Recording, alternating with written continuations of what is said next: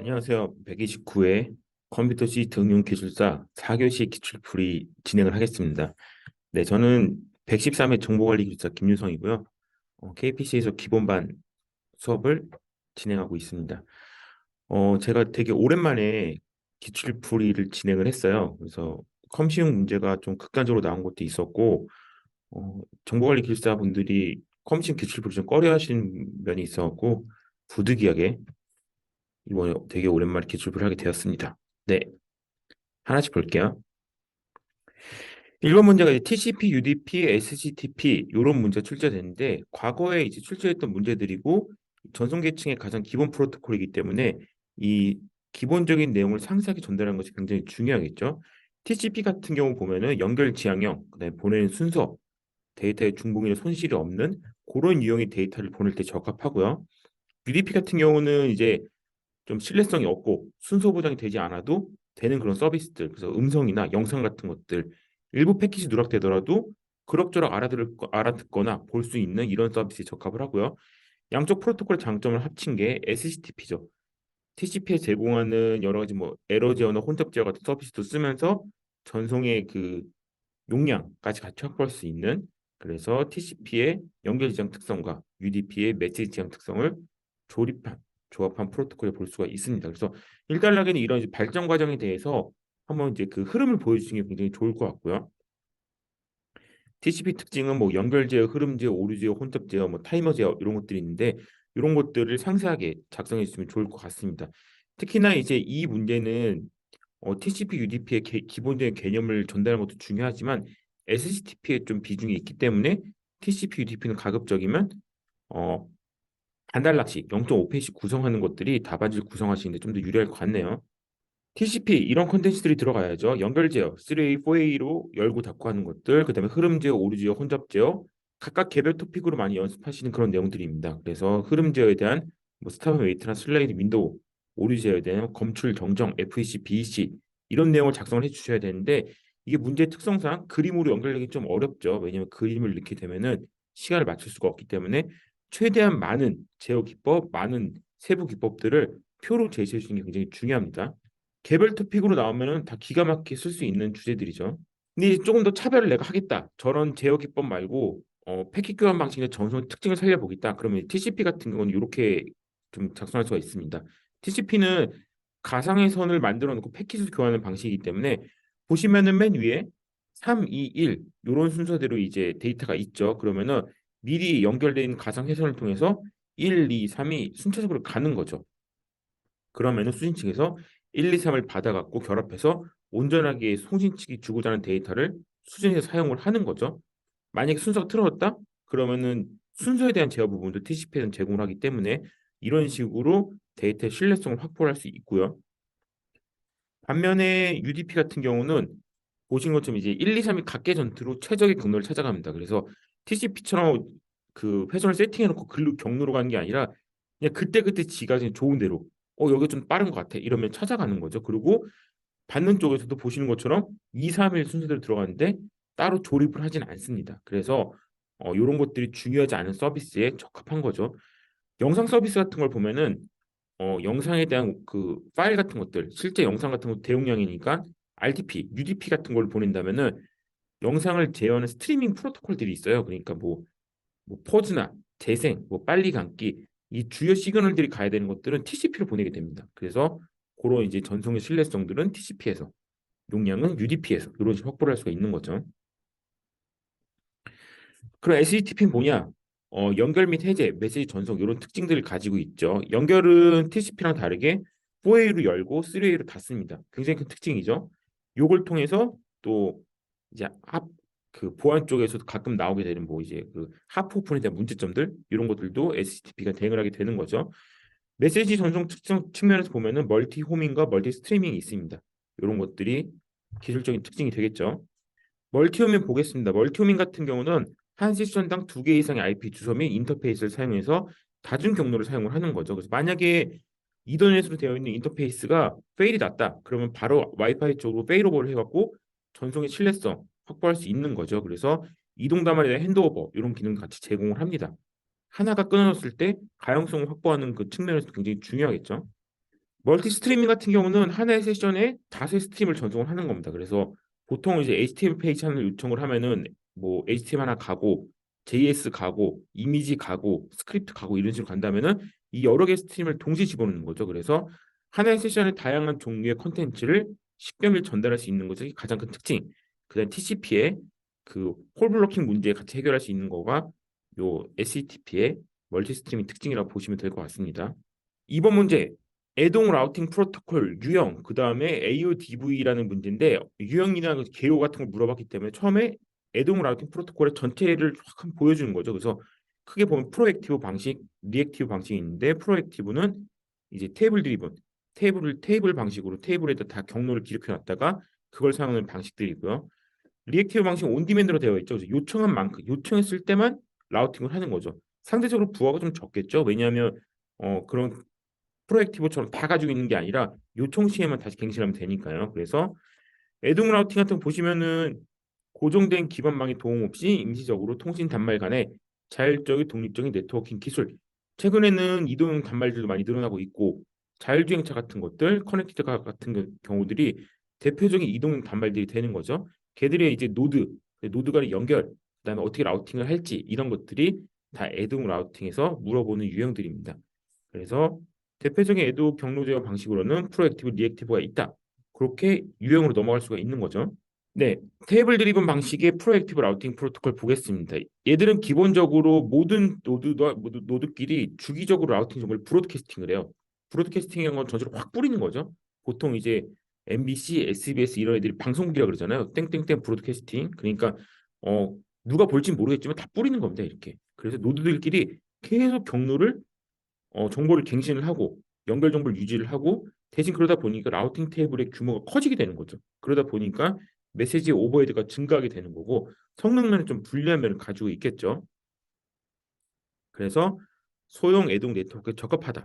대신 이제 경로 획득에 대한 절차는 불필요하겠죠. 다 가지고 있으니까. 그래서 노드는 주기적으로 라우팅 정보를 브로드캐스팅하는 것가 가장 큰 특징이라고 보시면 됩니다. 그래서 이런 것들이 오버헤드가 있기 때문에 리액티브 방식들도 같이 고려가 되는 거죠. 온디맨드 방식. 그래서 요구가 있을 때만 경로 설정에서 위치 이동이 많은 네트워크에 적합하는 거죠. 왜냐하면 모바일 단말에서 이동을 하고 있어요. 근데 그때그때 계속 라우팅 경로를 정보를 수집하면서 뭔가 업데이트를 한다?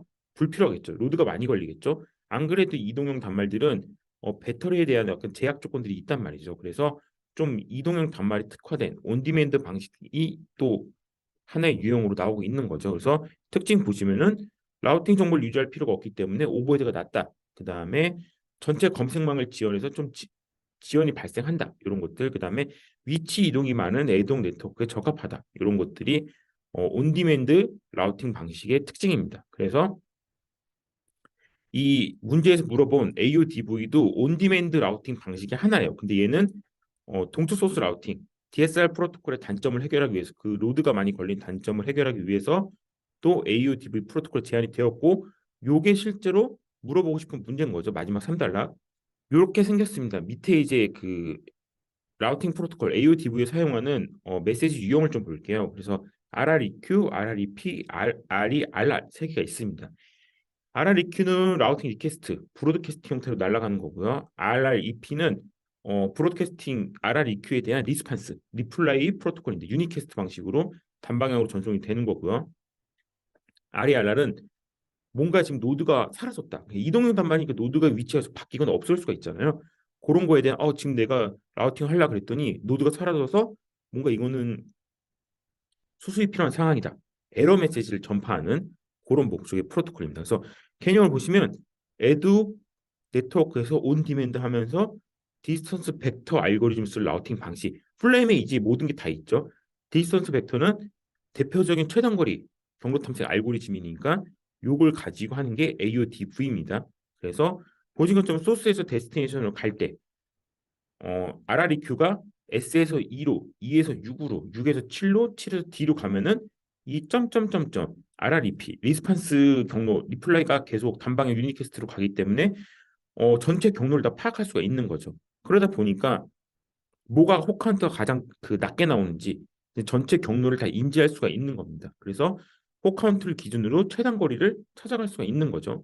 이게 이제 AODV의 가장 핵심이라고 보시면 됩니다. 메시지 한번 볼까요? RREQ 세부 특징 이제 브로드캐스트죠. 그래서 경로 탐색을 위해서 RREQ를 이웃 노드에게 계속 브로드캐스팅 하는 거고요. RREP RREQ 메시지를 받은 노드가 역경로를 통해서 RREP 메시지를 유니캐스트로 전송. 그렇기 때문에 어, RREQ 메시지에 이전 노드들의 주소가 기록이 되어 있습니다. 그러니까 역방향 추적이 가능한 거죠. 그리고 RREP가 전송되는 경로가 소스 목적지와 소스 노드와 목적 노드 사이의 경로가 되는 거고요.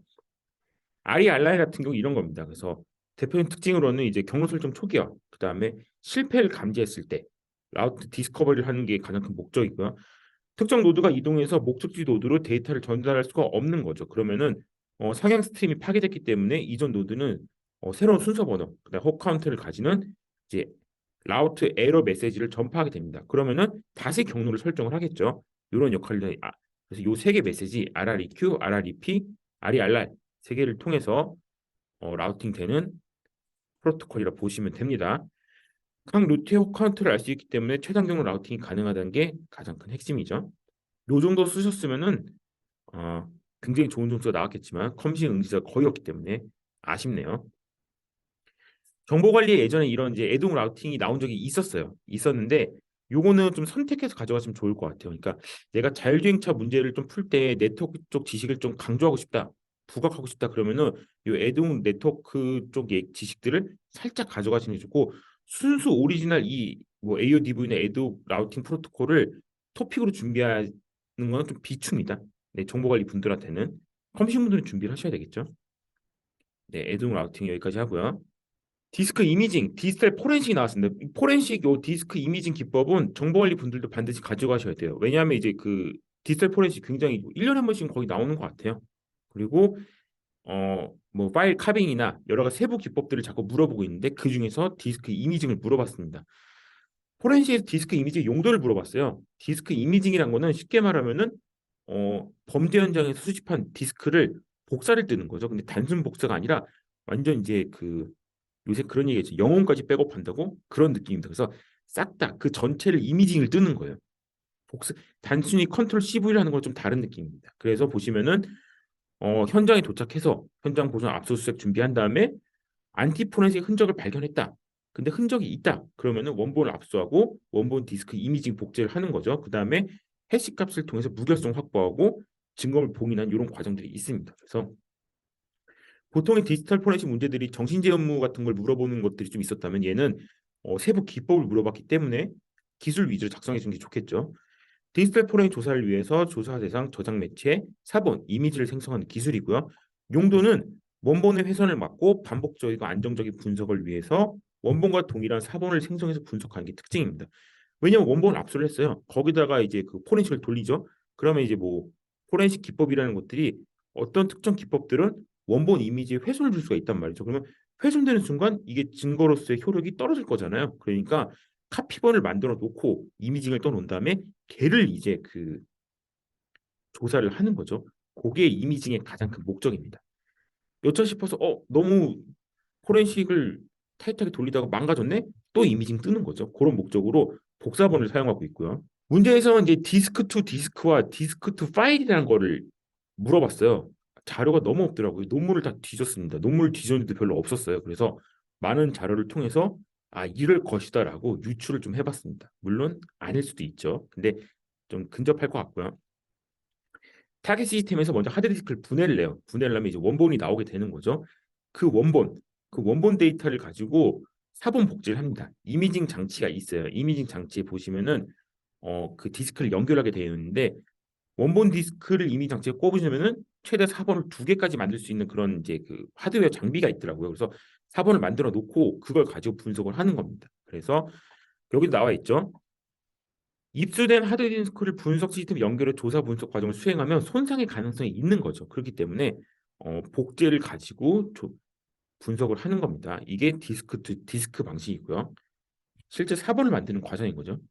이게 좀 약간 좀 특이해요. 디스크 투 파일 과정들이 있습니다. 마찬가지로 조사 대상 시스템에서 디스크를 분해하는 과정은 똑같은데 여기에는 쓰기 방지 장치라는 게 있어요. 그 쓰기 방지 장치가 분해한 디스크랑 분석 시스템을 연결을 합니다. 이렇게 연결을 해서 왜냐하면 이제 이거 이미지를 만드는 과정에서 뭔가 불필요한 위변조나 아니면 이런 것들이 일어날 수 있으니까 락킹을 걸어놓고 그 다음에 양쪽을 연결해서 분석을 하는 겁니다. 그래서 이 상태에서 다시 이미지 장치를 통해서 이미지 파일을 뽑아내요.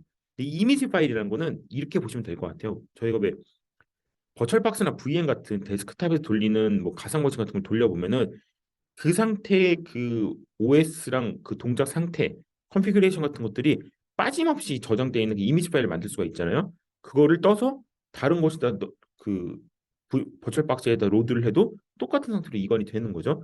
그런 느낌의 이미지 파일을 보시면 될 것 같아요. 그래서 원본 저장 매체를 뭐 다양한 포맷들이 있죠. 요뭐 EWF, DD 같은 특정한 포맷의 이미지 파일을 변해 저장을 하고요. 수집 대상 디스크와 분석 시스템을 쓰기 방지 장치에 연결해서 위변조 가능성을 대응하는 것들이 가장 큰 특징입니다.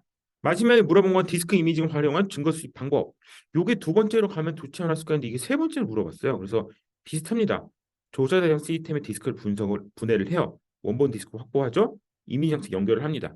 하드웨어 방식 같은 경우는 4번 디스크를 만들게 되는 거고 소프트웨어 방식은 이미지 파일을 만들게 돼요. 양쪽 다 해시 값을 달아놔야죠. 그래야지만 이 버전에 대한 그 위변조를 체크를 할 수가 있는 거죠. 이게 조금이라도 바뀌었다 그러면은 분석 과정이나 수집 과정, 뭐 조사 과정에서 뭔가 작은 그 변화라도 생겼다는 거고 그러면은 증거를 인정받기 어렵겠죠. 네, 그런 방식입니다. 그래서 하드웨어 또는 소프트 방식을 활용해서 4번 디스크나 이미지 파일을 만들고 해시 값을 생성해서 무결성을 검증을 합니다.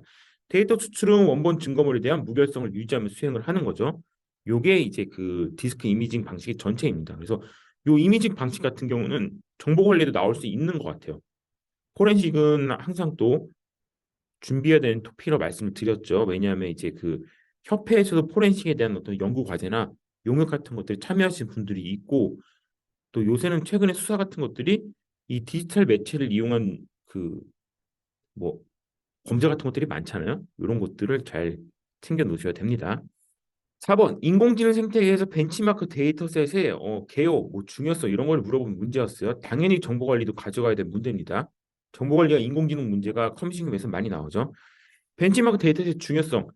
이 벤치마크 데이터셋이란 거는 공통된 기준으로 인공지능의 정확도를 평가하고 경쟁할 수 있는 기반이고 인공지능 발전의 핵심 역할을 담당하고 있습니다. 얘는 뭐냐면은 우리가 어떤 인공지능 서비스를 만들어요. 그래서 인풋 데이터, 훈련 데이터를 통해서 어떤 모델이나 서비스를 만들었는데 얘가 신뢰할 수 있는지 없는지 알 수가 없는 거죠. 여기 지금 중요성이 이미지 내 데이터가 나왔는데 얘를 딱 갖다 놨는데 호랑이 그림을 딱 갖다 놨는데 우리가 만들어 놓은 인공지능 서비스가 얘를 고양이라 그러는 거예요. 호랑이가 아니라 아니면 사자라 그러고. 근데 이런 이미지넷 같은 벤치마킹 데이터들이 십수년에 걸쳐서 모여있는 이 데이터를 활용을 하면은 다 라벨링이 되어 있고 에러 레이트를 줄이는 이 정제된 데이터들이 여기 많단 말이죠. 그럼 우리가 좀 특이하게 생긴 고양이를 갖다 놔도 이건 고양이구나라고 인식을 할 수 있는 거죠. 그래서 이 이미지넷 같은 경우가 지금 그 10주년에 걸쳐서 점점 에러 레이트가 떨어지는 걸 볼 수가 있어요. 서비스의 정확도가 올라가게 되는 거죠. 이 벤치마크 데이터셋을 활용한다면. 그래서 이런 면에서 굉장히 중요합니다. 그래서 이제 그 전체적인 걸 물어봐요. 그 벤치마크 데이터셋이 뭐냐라고 물어보면은 1단계가 있죠. 뭐 머신러닝 개발이나 운영 작업을 해결하는 시스템 구성용 설계, 구현, 이제 컴포넌트들이 있는 거죠. 그래서 인풋 아티팩트를 넣어봐요. 그러면은 이 녹색 영역이 벤치마크 데이터셋입니다. 그래서 이걸 돌렸을 때 어떤 아웃풋이 나오느냐를 보는 거죠. 벤치마크 데이터셋이 가지고 있는 그런 해결하고자 하는 태스크들이 있어요. 그런 태스크들이 있고 이 벤치마크 데이터셋 제공하는 신뢰할 수 있는 데이터셋들이 있습니다. 이걸 가지고 나온 결과물을 다시 평가를 하는 거죠. 평가를 하고 순위표에 올려갖고 다시 업로드를 합니다. 이런 식으로 제공이 되는 거죠. 그러면 이 벤치마크 데이터셋이 만약에 굉장히 신뢰성이 높은 데이터셋이다 이러면은 우리 데이터를 여기다 검증했으면 우리 서비스의 신뢰성도 당연히 올라가게 되는 거죠. 그런 느낌이라고 보시면 돼요. 그래서 최대한 답안지에 넣을 수 있을 만한 좀 그림을 찾아갖고 이렇게 넣는데 좀 더 추상은 해야 되겠죠? 이 정도 사용하시면 좋을 것 같고요. 그럼 벤치마크 데이터셋의 주요 역할은 뭐냐? 여러 가지가 있죠. 이미지넷도 있고 글루도 있고 슈퍼글루도 있고 해외 사례도 있고 국내 사례들도 있습니다. 근데 연구원들이 참여를 해요. 그리고 데이터를 활용을 하고 이거는 니네 데이터셋이 좀 수정이 필요해. 오류 피드백도 같이 하고 이렇게 됩니다. 그래서 이런 거에 대한 리더보드 같은 게 있어요. 리더보드를 통해서 내가 이만큼 잘하고 있습니다. 내가 만든 모델이 뭐 점수나 신뢰도가 굉장히 높아요. 이런 걸 리더보드를 통해서 개인의 연구 역량, 약간 이제 증명이나 아니면 이제 과시는 아니지만 어쨌든 그런 걸 좀 할 수가 있는 거죠. 생태계 측면에서 보면은 파일럿 프로젝트를 신속하게 검증할 수가 있습니다. 그래서 기존 공개된 모델이 있기 때문에 서비스의 검증에 대해 걸리는 시간이 굉장히 단축이 될 거고요. 전이학습 같은 것도 가능하겠죠. 전이학습이야말로 기존에 만들었던 모델에서 약간의 그 변화, 파라미터나 가중치의 변화를 통해서 적용하는 거기 때문에 이 벤치마크 데이터셋이 굉장히 중요한 거고, 그 다음에 시행착오를 줄일 수 있는 요 후속 연구 진행도 굉장히 중요합니다. 그래서 개인의 연구 역량뿐만 아니라 모델 성능의 객관성 확보, 생태 활성화 이런 것들도 굉장히 벤치마크 데이터셋에 중요한 역할들이 있죠. 이런 유형의 문제들은 데이터에 대한 신뢰성, 트레이닝 데이터를 어떻게 확보할 건지 꾸준하게 출제되고 있는 문제 연장선이라고 보시면 됩니다. 네, 주요 역할들 앞서 말씀드렸던 것들을 이렇게 정리하는 것들이 있죠. 인공지능 모델의 성능의 객관성 확보, 그 다음에 공정 경쟁 환경 조성을 통한 성능 한계 극복, 파일럿 테스트 및 산업 적용 가속화. 그래서 뭐 소타라는 이제 객체인식 분류 등 분야별 인공지능의 모델 최고 성능을 계속 경신할 수가 있는 거고, 개인의 입장에서는 개인의 연구 성과를 자랑할 수 있는 거고, 생태 확장도 할 수 있는 거고, 신뢰할 수 있는 인공지능 서비스가 점점 더 늘어나게 되는 거겠죠. 요새 이제 챗GPT 이런 게 항상 이제 화두가 되잖아요. 챗GPT도 어떤 신뢰할 수 있는 데이터 셋이 있을 거란 말이죠. 근데 가끔 이제 잘못 말하는 것들 있잖아요. 요즘 좀 많긴 하죠. 그런 것들도 뭔가 참고할 수 있는 데이터 셋이 있다. 점점 성숙도가 올라가겠죠. 그렇게 생각하시면 좋을 것 같아요. 디지털 플랫폼 정보, 이거 완전 정보 관리 문제죠. 모의고사 때 여러 번 나왔습니다. 어, 요새 이제 윤석열 정부의 그 공약이었고 국정 과제 중에 하나입니다. 그럼 정부는 디지털 플랫폼 정보를 왜 밀까? 보면은 이 현실 분석을 잘 하셨죠? 칸막이에 막힌 정부, 사일로라는 거죠. 창고에 갇힌 공공 데이터. 공공 데이터가 어마어마하게 많은데 쓸 수 있는 게 별로 없다. 그 다음에 일하는 방식, 그러니까 시스템이 전자정부 지수 같은 거 보면은 우리나라의 그 전자정부 시스템들이 상당히 디지털화가 많이 되어 있어요. 근데 또 어떤 부분은 아날로그를 고집하고 있는 부분들이 있죠. 그래갖고 이런 이제 전산의 정보가 필요하다. 그 다음에 여전히 정부 혼자서 이런 것들. 그러니까 과거에 보면은 백신 패스 식당에 들어갈 때 이거 패스 보여주셔야 돼요. 이거 블록체인으로 만들어 놨다가 점심 먹을 때 난리 난 적이 있었죠. 이런 것들이 이제 민간의 도움 아니면 좀 더 디지털화, 클라우드 같은 이제 디지털 전환 같은 것들 빠르게 받아들인다면은 좀 더 좀 고품질의 대민 서비스를 할 수 있지 않느냐가 이 디지털 플랫폼 정보의 필요성입니다. 좋은 말은 다 들어간 것 같아요. 개념 볼까요? 모든 데이터가 연결되는 디지털 플랫폼 위에서 국민, 기업, 정부가 함께 사회 문제 해결하고 시빅 해킹 같죠? 새로운 가치를 창출하는 정부, 판매자와 수요자는 정부 및 공공기관 국민이 될 것이고 수많은 상품과 서비스는 정부 서비스와 공공 데이터가 되는 플랫폼. 멋집니다. 멋져. 정보 관리 또 나올 것 같아요. 디지털 플랫폼 정보의 개요 보겠습니다. 이제 지금은 사법부, 행정부, 부처 따로 공공 서비스 이용해 보신 분은 아시죠? 여기 따로 로그인, 저기 따로 로그인, 여기는 이게 안 돼요. 이거는 뭐 디지털로 제공되지만 얘는 오프라인 가야 돼요. 로그인도 다 따로, 시스템도 다 따로 굉장히 쌀로 되어 있습니다. 물론 개별 시스템 하나하나 봤을 때는 괜찮아요. 괜찮은 것들도 많이 있습니다. 근데 정부에서는 이게 문제라고 보고 하나로 묶어서 보는 거죠. 그래서 우리가 정부에서 커다란 통합 플랫폼을 제공해 줄 테니 민간도 이 데이터를 쓰고 국민도 이 데이터를 쓰고 기업도 많이 들어오고 거대한 생태계를 꾸리고 싶은 게 이 디지털 플랫폼 정부의 목표입니다. 그래서 정부는 생태계가 원활하게 작동하고 많은 이해관계자가 참여 가능하도록 플랫폼을 구축해서 제공하겠다. 타일로 들어오세요. 이런 말입니다. 쉽게 얘기하면은 뭐 구글 앱스토어나 애플의 그 오픈 마켓이 있잖아요. 마켓플레이스. 그런데 개발자나 회사들이 들어와서 만드는 그런 큰 플랫폼들을 생각하고 있는 거예요. 그거를 정부가 하면서 대국민 서비스를 잘하겠다. 이런 내용입니다. 잘 됐으면 좋겠네요. 디지털 플랫폼 정보의 구성 요소 이런 것들이 있겠죠. 플랫폼 제공자가 있고 플랫폼 제공자는 정부가 되는 거죠. 그다음에 공급자는 어, 제공자가 만들어낸 SDK, API를 가지고 새로운 서비스를 만드는 거죠. 공공 데이터를 가지고 뭐 미세미세 같은 미세먼지 서비스를 만들 수도 있는 거고 정부가 만약에 연말정산 API를 공개했다. 그러면은 지금도 연말정산은 많이 개선돼서 편하게 하지만 더 뭐 원클릭 진짜 뭐 데이터 한 번으로 뭐 지문 인식 한 번으로 모든 데이터를 다 땡겨와서 다 연말정산 편하게 할 수 있는 그런 서비스도 만들 수가 있겠죠. 소비자는 수혜자이면서 참여자, 그다음에 플랫폼 생태계 전반 모든 데이터를 같이 와. 여기서 생산되는 개발, 공급, 소비되는 모든 데이터를 플랫폼에 담아놨다가 그 데이터를 가지고 또 다른 서비스를 만들겠다는 게 정부의 계획입니다. 그래서 향후 국민은 몰라서 정보 혜택을 놓친 일 없도록 알아서 챙겨주는 맞춤형 서비스를 제공받고 신청 과정에서 한 곳에 한 번만 관련 서류를 제출할 수 있도록 하는 그런 편리한 서비스를 만드는 거죠. 이게 좀 필요하긴 해요. 왜냐하면 이제 지원금 같은 거 보잖아요. 그러면 지원금이 보통 지원금이 필요한 분들이 있잖아요. 그 취약계층들. 근데 이런 분들이 인터넷이나 디지털에 대한 이런 서비스에 굉장히 취약해져 있어요. 그러다 보니까 동사무소에 뭘 지원금을 신청하는데 되게 여유 있으신 분들, 그러니까 금전적으로도 여유 있고 디지털 문명도 잘 받아들인 이제 리터러시가 잘 된 분들이죠. 이런 분들이 그 돈을 다 챙기고 있는 거죠. 물론 이제 그분들도 받긴 받아야 되는데 정말 필요한 분들이 이 시스템이 너무 어렵고 복잡하다 보니까 못 받게 되는 것들을 해소하겠다. 이런 좋은 취지입니다. 제가 수업할 때 많이 말씀드렸지만 이게 어떤 측면에서 봤을 때 이상해 보일 수도 있거든요. 하지만 기숙사 합격하실 때까지는 정부에서 하는 건 다 옳다. 다 잘하고 있다. 굉장히 좋은 서비스다. 이렇게 생각을 하셔야 됩니다. 정치색은 살짝 넣어야 된다 말씀드렸죠. 그래서 정부는 이런 비전과 목표를 가지고 있어요. 모든 데이터가 연결되는 세계 최고의 디지털 플랫폼 정부. 아, 멋집니다.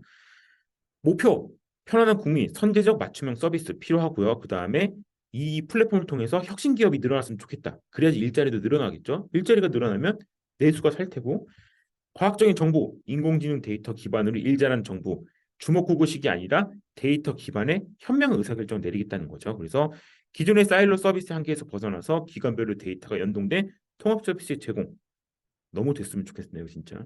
그다음에 중점 과제가 있습니다. 5대 중점 과제가 있어요. 그래서 국민이 체감할 수 있는 선도 프로젝트를 하겠다. 그리고 뭐 부동산 거래나 골목 상권 데이터, 그다음에 복지 사각지대에 해당하는 그런 것들이 없게끔 중점 과제를 한다는 거고요. 먼저 찾아가는 공공 서비스. 그래서 누구나 쉽게 한 번에 이용할 수 있도록 선제 서비스를 제공을 하고요. 이거 되게 멋지죠? 인공지능 데이터 기반의 과학적인 국적 운영. 어떻게 하실지 모르겠는데 멋지죠? 그다음에 세계를 선도하는 디지털 플랫폼 정보 혁신 생태계 조성. 정보가 공공 데이터 굉장히 많아요. 그래서 마이 데이터나 아니면 공공 데이터 최대한 많이 개방하고 정제해서 이런 것들로 서비스를 많이 만들어낼 수 있는 생태계를 만들어 주겠다라는 거고요. 안전하고 신뢰할 수 있는 이원경 보장, 뭐 망분리가 된다거나 아니면은 CSAP 같은 클라우드 서비스에 대한 보안 인증 제도를 같이 제공을 하는 거고 제공을 하거나 아니면은 의무화 시켜갖고 이런 것 좀 안전하게 사용할 수 있도록 해주겠다는 거고 데이터에 대한 유출 방지도 같이 해주겠다. 그래서 사실 플랫폼을 운영하는 플랫폼의 그 주체, 정부 입장에서는 이런 것들을 기본으로 제공을 해 주셔야 되는 거죠. 사실은 그런 것들이 필요합니다. 디지털 플랫폼 정보에 제공하는 플랫폼을 통해서 개발, 사용, 거래 데이터를 수집하고 이를 기반으로 다양한 대국민 서비스가 제공 가능한 게 디지털 플랫폼 정보의 핵심이고요. 첫 출제이기 때문에 반드시 교차 출제나 추가 출제를 예상하셔야 됩니다. 아직 그 나올 것들이 한 두세 개는 더 있는 것 같아요. 잘 보셔야 되고요. 마지막 무선 충전 기술 개요입니다. 이 문제를 보면서 고민을 한참 했어요. 대체 이거는 어떤 관점에서 풀어야 하는 것인가? 무선 충전 기술의 개요, 유형, 표준화 동향이 있는데 이런 거요. 과거에 문제가 재출제되었을 때는 기술의 변화가 있거나 사회적으로 이슈가 되고 있는 경우가 많이 있습니다. 과거에 이 문제가 출시되었을 때는 단순히 이제 스마트폰의 무선 충전 아니면 QI, 치규격이나 이런 것들을 이제 언급하는 문제들, 무선 충전의 방식들을 물어보는 문제들이 있었어요. 근데 지금은 뭐가 돌아다니고 있죠? 자율주행차까지는 아니지만 전기자동차가 돌아다니고 있는 거죠. 테슬라는 로봇을 만들어서 로봇을 판매하려는 계획을 가지고 있어요. 그럼 로봇이 어, 뭐 서빙 로봇이나 이런 로봇들이 일을 다 마치고 돌아와서 충전대에 가서 서 있어야 되잖아요. 근데 사람이 계속 꼽아줘야 된단 말이죠. 귀찮은 거죠. 그래서 이 무선 충전 기존에 있는 그 기기들 말고 중전력, 대전력까지 무선 충전할 수 있는 이런 연구 개발들이 진행이 되고 있습니다. 그래서 과거에 나왔던 문제지만 최근에 기술 환경 변화가 있었기 때문에 다른 관점에서 문제를 풀이하는 게 좋을 것 같아요. 무선 충전 같은 경우는 이제 물리적 전력성 없이 전력을 무선으로 전파하는 게 핵심이고요. 연도별 특허 출원 동향 보시면은 2010년도부터 급격하게 늘어나고 있습니다. 이때부터 많이 이런 걸 고민을 한 거죠. 자기 공진 방식, 자기 유도 방식, 초음파 방식 이런 것들이 있습니다. 기술 시장의 성장 단계를 보면은 이미 태동기나 성장기를 지나가고 성숙기 쪽으로 가는 이제 많은 것들이 연구 개발이 되고 있고 또 표준이나 이런 기술 개발들이 활발하게 진행되고 있는 이런 단계라고 보시면 돼요. 무선 충전 기술의 유형, 자기 유도, 자기 공명, 전자기파 방식, 마이크로웨이브죠. 크게 세 개로 보실 수 있습니다. 자료가 이 세 개가 굉장히 많아요. 그래서 각 유형별로 주파수 대역들 얼마큼의 그 전압, 전력 그 송출할 수 있는지 위에 자료들이 있죠. 그래서 자기유도 같은 경우는 이제 대전력 전송에 유리를 하죠. 유리하고 인체 유해성이 거의 없습니다. 휴대폰이나 노트북, 전기차 같은 데 좀 활용할 수가 있고요. 자기 공명 방식은 이제 좀 대전력 전송에 좀 부적합합니다. 그래서 송수진 안테나의 공명 형성을 이용하는 건데 인체 유해성은 거의 없지만 이런 것도 좀 이제 대용량 하기엔 좀 부족하겠죠. 그래서 가전기기 전원들 이런 것들이 되면은 TV 정도는 이제 뭐 벽걸이 TV를 딱 걸어놓고 그 근처에 무선 충전을 할 수 있다. 그러면은 TV가 그냥 전원선 연결 없이도 송출이 가능하겠죠. 그러니까 더 집안에 대한 그런 선이나 이런 것도 더 깔끔해지겠죠. 전자기파 방식이 마이크로웨이브 방식인데 안테나를 통해 전자파를 직접 송수신하는 겁니다. 그래서 항공위성 같은 데 사용을 하고요.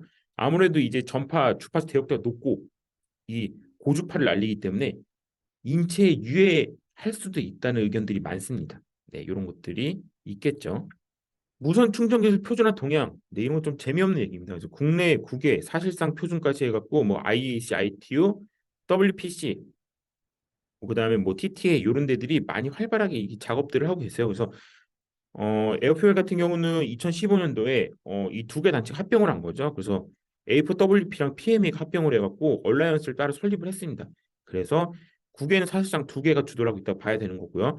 공적 표준이나 사실상 표준 단체들이 이 관련된 내용들을 굉장히 많이 좀 디벨롭을 하고 있어요. 근데 이런 표준화 동향 같은 것들은 별도 문제, 그러니까 이 표준화 기호를 딸딸딸 외워서 문제를 풀기에는 좀 ROI가 안 나올 것 같습니다. 그래서 살짝 이런 것들은 언급만 하시고 마지막 단락에는 이제 그런 걸 넣어봤어요. 그래서 전기차 분야에서는 무선 충전 방식을 어떻게 지금 표준을 하고 있는가? 그래서 정차 중에 충전을 어떻게 할 건지, 주행 중에 충전을 어떻게 할 건지 이 IEC의 61980 표준이나 62243 표준 쪽에서 많이 제정들을 하고 있습니다. 고출력을 어떻게 할 건지. 그래서 사달라고 해서 괜찮겠죠. 특히 이제 국내에선 카이스트에서 제안한 기술이 고출력 무선 충전 기술이 IEC에 이제 신규 과제 제안 채택돼 갖고 이런 것들 상용화. 그다음에 이런 것들은 항상 중요한 게 너무 외국 것만 따라가면 안 되잖아요. 국내 기술이 글로벌 표준을 주도할 수 있는 이런 이제 그 기회도 많이 열린다고 보시면 됩니다. 그래서 총 6문제가 이렇게 됐고요. 요 6문제 중에서는 정보 관리에서 찾아갈 거, 챙길 거는 디지털 플랫폼 정보, 그다음에 앞서 있던 뭐였죠? 벤치마크 데이터셋 이런 것들은 필수로 가져가시면 좋을 것 같아요. 네, 여기까지 마치겠습니다. 네, 짧게 하려고 좀 노력을 했는데 조금 늘어지게 되긴 했네요. 그 자료를 잘 보시고요. 해설지 같이 올라갈 테니까 열심히 공부하셨으면 좋겠습니다. 감사합니다.